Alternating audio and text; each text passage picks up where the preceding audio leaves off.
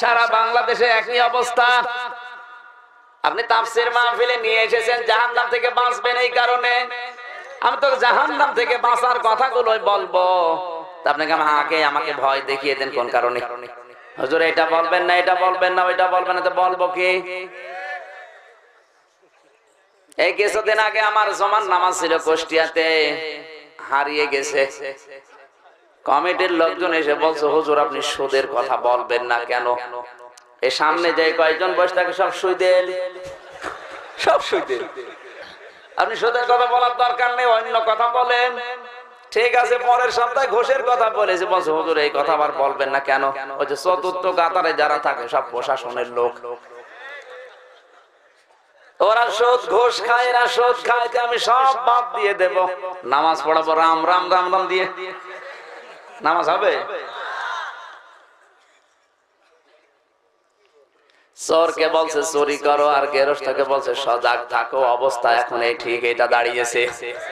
আপনি নিয়ে আসতেছেন সে কুষ্টিয়া থেকে কোরআন প্রচার করার জন্য, হুজুর হক কথা বলবেন, আর আসার পরে কান ভাঙান, এটা বলা যাবে না, এটা বলা যাবে না। এখানে বিভিন্ন দলের লোক আছে, আমি কোরআন থেকে কথা বলার জন্য এসেছি। কোন দলের লোক কে করে ওটা আমার দেখার দরকার আছে। আপনার কতটুকু দলের মানুষ? আমার গোষ্ঠীতে সবই সরকারি দলের লোক। ওইটা দেখার জন্য এখানে আসলে তো কথা বলা যাবে না, এখানে কথা বলা লাগবে আল্লাহর দিকে তাকিয়ে। সুতরাং যারা এসেছেন কমিটিতে, যারা কত মানুষ কান ভাঙিয়ে বলে হুজুর ক্ষমতায় আছি আমরা, দেখে শুনে কথা বলেন। কি ক্ষমতা গো?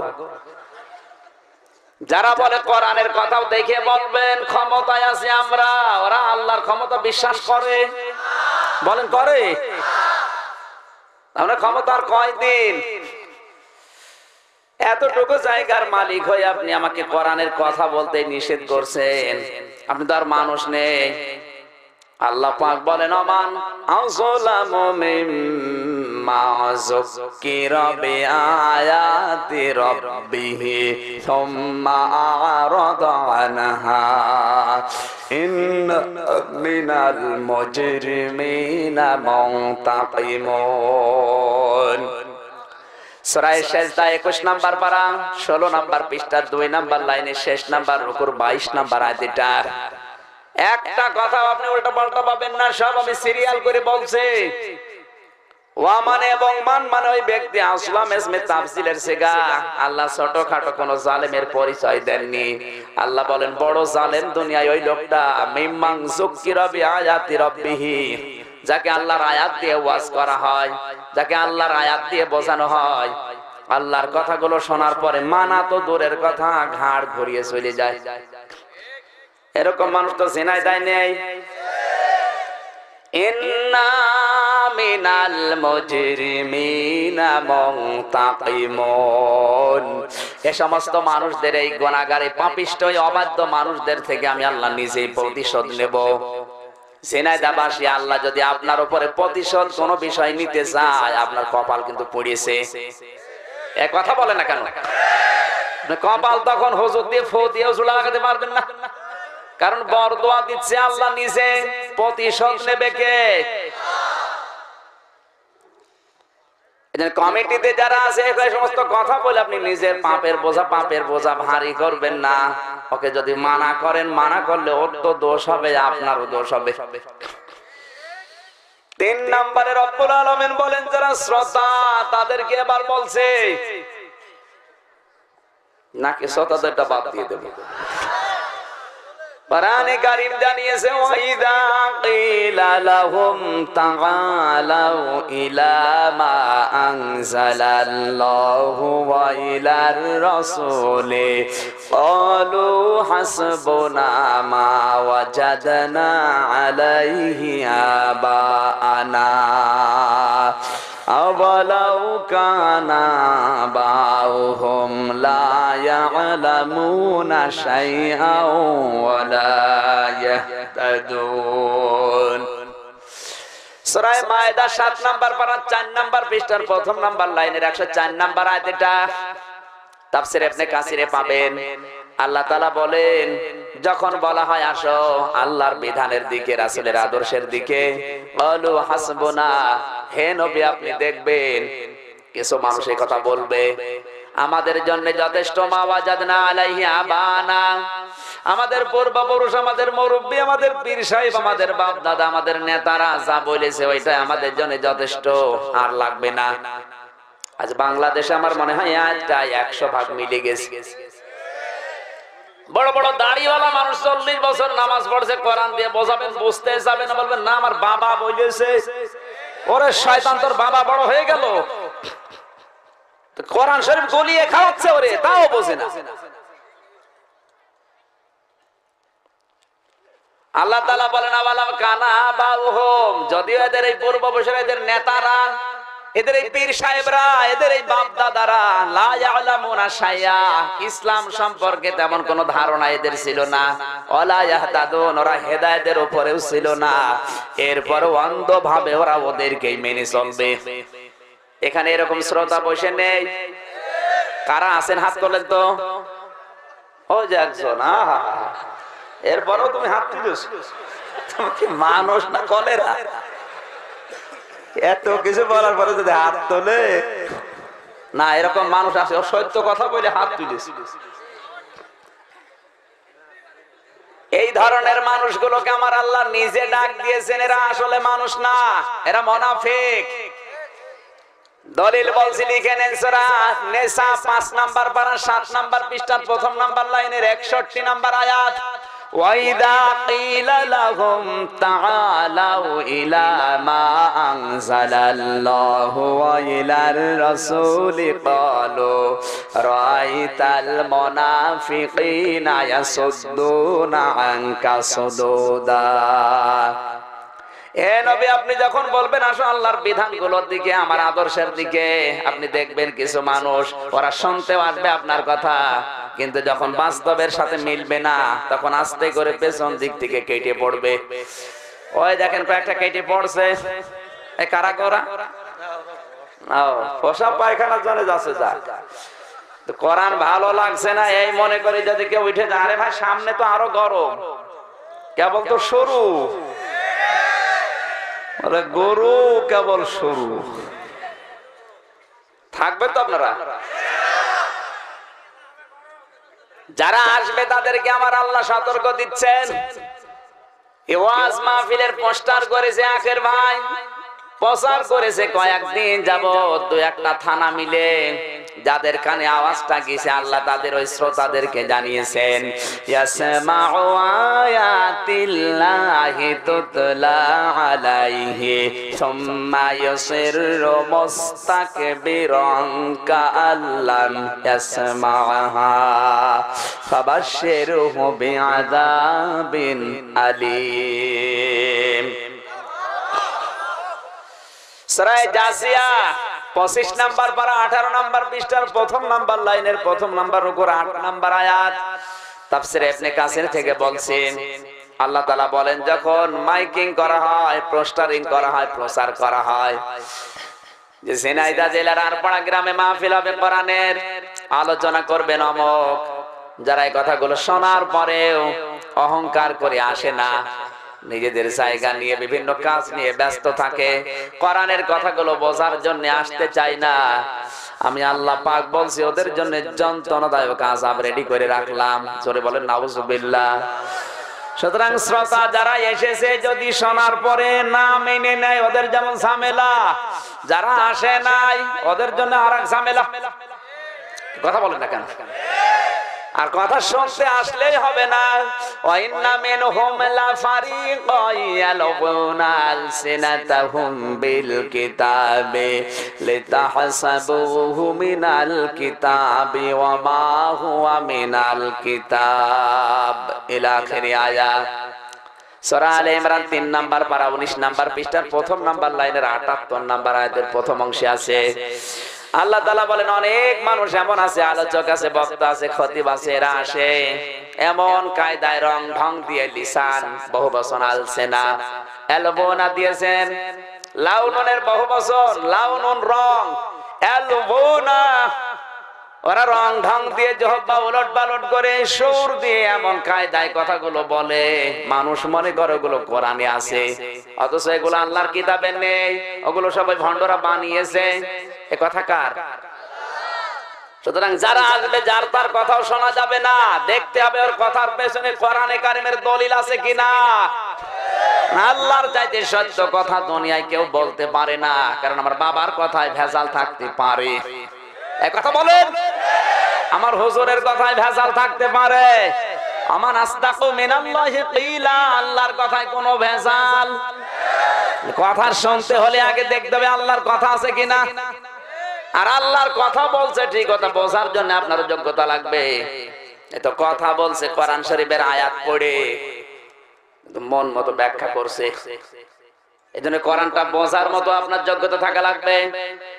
এই বোঝার মতো যোগ্যতা আজ বাংলাদেশের মানুষের অধিকাংশ গুলোর কম, এই জন্য এত দল।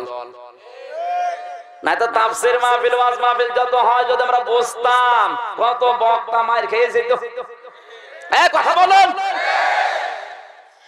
যে যা আসে শুধু সুর দিয়ে একটা আয়াত পড়লে, ও আয়াত যদি না পড়ে, যদি আরবিতে গালিও দেয়, মনে করছে দোয়া করছে হুজুর। এই জন্য আমাদের অবস্থা যে যা বলে আমরা বিশ্বাস করে নেই না। যারা আসবে ওটা বোঝার জন্য আপনাকে যোগ্যতা অর্জন করা লাগবে। আর এই যোগ্যতা যদি আমরা অর্জন করতে পারতাম, বাংলাদেশে শিরক আর বেদাত অনেক বন্ধ হয়ে যেত। আমাদের যোগ্যতা নেই, এই জন্য অনেক মানুষ আজ তরিকা বানিয়ে দিচ্ছে। কোরআন শরীফ আল্লাহ দিয়েছেন, আফালা ইয়াতাদাব্বারুনাল কোরআন, কি হয়েছে তোমাদের, কোরআন নিয়ে কেন গবেষণা করো না? এইটা নিয়ে চিন্তা ভাবনা করো, এটার দিকে মেধা লাগাও, খাটাও, নতুন নতুন জিনিস দুনিয়াতে আমি আল্লাহ উপহার দেব। আপনি কোরআন শরীফ গবেষণা করে যদি একটা সই বানাতে পারতেন, তাহলে আখের আলীর মতো ভাইয়ের গরিব মানুষ যারা আছে দুনিয়ায়, তারা কাপড় চোপড় সেলাই করে অন্তত পরে বাঁচতে পারত। কথা বলেন না কেন? আপনি যদি একটা বাটি বানাতে পারতেন, অন্তত মানুষ ডাল খেয়ে বাঁচতে পারত। একটা গিলাস তৈরি বানাতেন, মানুষ পানি পান করে বাঁচতে পারত। কথা বলেন না কেন? এগুলো বানায় না, উনি বসে বসে তরিকা বানাচ্ছে। সাবরিয়া তরিকা, চিশতিয়া তরিকা, নকশবন্দিয়া তরিকা, কাদরিয়া তরিকা। আরে শয়তান, তোর এত তরিকা দরকার কি? তরিকা তো আল্লাহ দিয়েছে। আল্লাহর বানানো ইসলামকে কত তরিকায় ভাগ করেছে। কেউ আহলে হাদিস, কেউ আহলে কোরআন, কেউ হানাফি। এক একটা দল এক এক দিকে, টুপির মতো দল, কেউ 5 কলি, কেউ 8 কলি, কেউ লম্বা, কেউ ছোট, কেউ বেটে। এত দল তোমার লাগে কোন কায়দায় আমি বুঝি না। ইসলাম তো একটা, ইন্নাদ-দীনা ইনদাল্লাহিল ইসলাম। আল্লাহর কাছে মনোনীত একটা মাত্র জীবন ব্যবস্থা, তার নাম কি? রাস্তা তো একটা। এত তরিকা আপনি বানালেন কোন কারণে? আপনি গবেষণা করে করে তরিকা না বানিয়ে যদি একটা মানবের জন্য উপকার করার কোন জিনিস বানাতে পারতেন, ওটার দ্বারা মানুষের উপকার হলে আপনার উপকার হতো। আপনি কবরে বসে বসে সওয়াব পেতেন। হ্যাঁ, সই যারা বানিয়েছে ওরা যদি বিধর্মীয় হয়, হয়তো ওরা সওয়াব পাচ্ছে না মরণের পরে, কিন্তু মানুষের তো উপকার করেছে। এই কথা বলেন না কেন? আপনি তো এগুলো করতে পারেন না, তরিকা বানিয়ে বসে আছে। কত মানুষ আজ হিন্দুদের কয়েকটা ভোট পাওয়ার জন্য ইমান পর্যন্ত বিক্রি করে দিচ্ছে। আমাদের এসব জেলায় নেই, ও সব আছে অন্য জেলায়। এই কথা আমি বলতে শুনেছি, ধর্ম যার যার, উৎসব সবার। এই কথাটা আপনি বলেন কোন ইমানের পক্ষে? আমি তো বুঝি না। আমায়াবতাগি গায়রাল ইসলামি দীনান ফালা ইউকবালা মিনহু ওয়া হুয়া ফিল আখিরাতি মিনাল খাসিরিন। সূরা আলে ইমরান 3 নাম্বার পারা 20 নাম্বার পৃষ্ঠা 4 নাম্বার লাইনের 85 নাম্বার আয়াত। আল্লাহ তাআলা বলেন, ইসলাম বাদ দিয়ে যদি দুনিয়ার কোন নিয়ম নীতি দিয়ে আমি আল্লাহকে রাজি করাতে চাও, কোশ্চিন কালে ওটা কবুল হবে না। জেনাদাবাসী কি বুঝলেন আপনি এখান থেকে? ইসলাম বাদ দিয়ে যে যা করুক, ওটা যাই হোক না কেন, কবুল কোনদিন হচ্ছে না, হবে না। আরো জোরে বলেন, ওয়া ফিল আখিরাতি মিনাল খাসিরিন। আর সবচেয়ে বড় ক্ষতিগ্রস্ত ওই লোকটা হবে আখিরাতে। কারো যদি আখিরাত ধ্বংস হয়ে যায়, দুনিয়া ঠিক থাকবে তার? আরো জোরে বলুন। তাহলে এই কথা আপনি বললেন কোন কায়দায়? কয়েকটা ভোট পেয়ে আপনি নেতা হবেন, এই কায়দায় আপনি ইমানটাই বিক্রি করে দিলেন। এখন যদি আমি বলি বউ যার যার হক সবার, মানবে কেউ? মানবে? পাক ডাক দিয়েছেন নুন ওয়াল কলামি ওয়া মা ইয়াসকুরুন। নুন দিয়ে আল্লাহ তামাম দুনিয়ার মানুষের মুখে তালা লাগিয়ে দিয়েছেন। কিয়ামত হয়ে যাবে, কিন্তু নুন শব্দের ব্যাখ্যা মানুষ আবিষ্কার করতে পারবে না। কথা বলেন ঠিক কিনা? পৃথিবীর অন্যান্য বই, কিতাব আর কোরআনে কারিমের ভেতরে পার্থক্য এক নম্বরে এইটা। কোরআনে এমন কিছু আয়াত আল্লাহ দিয়েছেন প্রায় 29 জায়গায়। আপনি সব আয়াতের ব্যাখ্যা বিশ্লেষণ অর্থ করতে পারলে ওই 29টা আয়াতের অর্থ আপনি করতে পারবেন না। এটাই স্বতন্ত্র। আল্লাহ পাক বলেন আল কলামি ওয়া মা ইয়াসতুরুন। কলমের কসম। কিসের? সবাই বলেন তো। কলম। কলম মানে দুনিয়ার এই সমস্ত কলম হতে পারে, আবার যে কলম দিয়ে আল্লাহ কোরআন লিখেছেন লাহে মাহফুজে ওই কলম হতে পারে। আল্লাহ বলেন কলমের কসম। ওয়া মা ইয়াসতুরুন। আর কলম দিয়ে লেখকরা যা লেখে ওই জিনিসের কসম। খেয়াল করা লাগবে। এটা তাফসীর মাহফিল না, শব্দ থেকে কিছু তো নিয়ে আসা লাগবে। কলমের কসম আল্লাহ কেন দিলেন? এই পৃথিবীতে যত ভালো কাজ হয় আর যত আকাম হয় সব কিছুর মূলে কলম। একটু লক্ষ্য করে দেখেন, কলম দিয়ে মানুষ জাল দলিল করে ভাইয়ের সম্পদ লিখে নেয়। এই কলম দিয়েই ভালো মানুষকে কালার করে জেলখানায় পাঠায়। এই কলম দিয়েই কত ভালো মানুষকে ফাঁসি দিয়ে দুনিয়া থেকে বিদায় করে দেয়।